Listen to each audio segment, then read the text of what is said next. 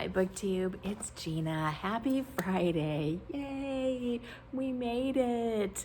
I am just taking a little work break and I thought I would just leave my computer glasses on for this video since I'm not going to really be doing a lot of reading. So I'm in that phase in life where I've got computer glasses. And these are decent for, I can get away with reading with them, but they're not super comfortable for lots of reading. So I have separate readers that are stronger. And then I also have some progressives, which are like this strength in the middle and then readers in the bottom. And those are good for kind of running around, but they're also not really great for anything. So they're not comfortable for the computer because I end up having to like sit like this. And they're not great for too much reading because I have to do this. So anyway. Age is not just a number. Age is your eyes falling apart, body falling apart, but whatever, that's a different topic. I'm not feeling melancholy or anything today. I'm just feeling old, I think. But what a way to start the video. I wanted to talk to you about mysteries today. I want to wrap up my February, talk about the mysteries that I have been reading in March. I've really been reading a lot of mysteries recently. I realized when I looked at my February books, they were all mysteries, even though March Mystery Madness had not yet started. So let's talk about the February and March mysteries that I've been working on. What else? Not much else going on. I've just been traveling back and forth to my dad's. A little bit. My sisters are up there right now, so I am at home. I plan to spend a little time with friends tomorrow, do lunch, just take it easy, have a nice relaxing weekend, which is very exciting, and maybe get some more reading done, maybe get into some middle grade, because I haven't read any middle grade yet this month. So let's just chat real quick about what I finished in February, because a lot of these we've already talked about. So I started the Cat Who series in February, and I read The Cat Who Could Read Backwards, which is book number 1. I read that on an ebook from my library. I read The Cat Who Knew a Cardinal, which is like number 12, I believe. But that was the only one my library had on audio, and I really wanted to listen to it on audio. I love the narrator of those audiobooks, his voice. His name's George Goodall. I love his voice. He's perfect to narrate these Cat Who books. And since I've read them all already, it didn't really matter. There's not any spoilers or anything. And then I've also been working my way through the Gregor Demarkian series by Jane Haddam. In February, I read 3 of those books in February. A Stillness in Bethlehem, which is number 7. Murder Superior, which is number 8. And Dear Old Dead, which is number 9. And I am still loving these books. The ones like Bethlehem, Murder Superior, Mother Superior, are set in, some of them are set in I was going to say a convent. I don't think they call it a convent, a mother house.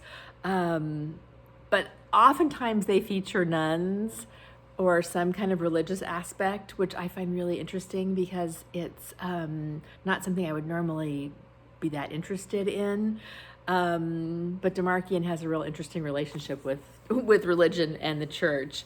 And so I'm still having a blast with those. I've actually read another one. So in March, I read book number 10, which is Festival of Deaths.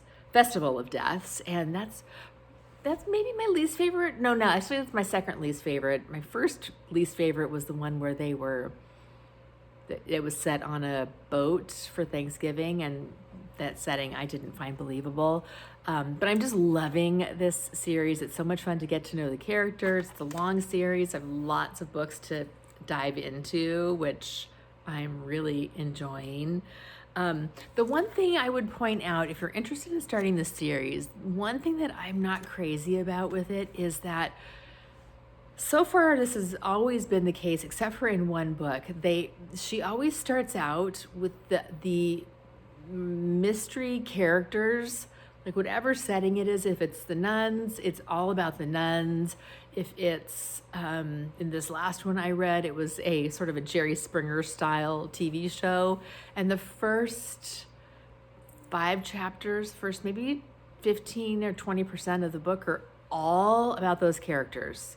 So there's always new characters in the beginning of every book, and you don't get into the recurring characters until they get pulled into the mystery later.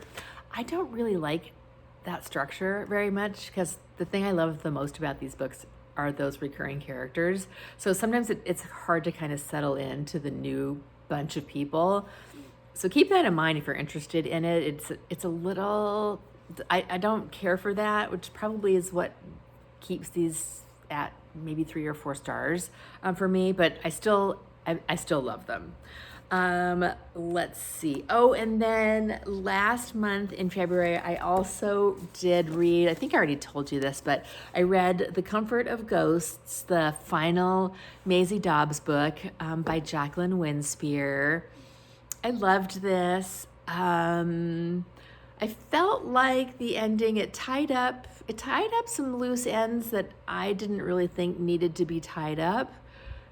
But that could just be because I hadn't read the few preceding books. I read the first maybe 10, and then I dropped off a little bit. So this one, I felt like the plot wasn't great, but the characters are wonderful. I love the story. I love Maisie Dobbs. So this was a really fun one. And then also, I think I showed you this, but I got one of you sent me this, The Consequences of Fear, which is one of the ones I have not yet read. So I'm going to try and get to that one soon too. So this was a March read. Let's see, did we talk about all of my February reads? Yep, Cat Who, Gregor Demarkian, and this one for February. Okay, so then in March, so far all I've read is The Cat Who Ate Danish Modern, Festival of Deaths, and The Franchise Affair. So this one I finished. This is Josephine Tay, The Franchise Affair. This is a super interesting and well-written book. I didn't love it as much as I thought I was going to love it. I liked it. I liked it a lot. The one reason, this is my 2025 me coming out, which I'm very good for the most part at when I'm reading these historical or written in the past books, like the Gregor Demarkian series and the Cat Who series too. They are quite dated when you read them. They are very much in the times in which they were written. You can feel it, and I can overlook a lot of things, and I'm really pretty good at that. This one, there was it's a complicated plot. I don't want to give much away, but there's a young girl, 15-year-old girl, who claims that she was beaten up and held hostage for a month in this room by 2 women. And the book is sort of, is she telling the truth? Is she not? Is she lying? So kind of trying to suss that out. I mean, it actually becomes pretty clear pretty early on, I think, what's happening. But what got me, what kind of annoyed me, was a lot of the people that were talking about this girl used really rough language, calling her really horrible things, and it felt very odd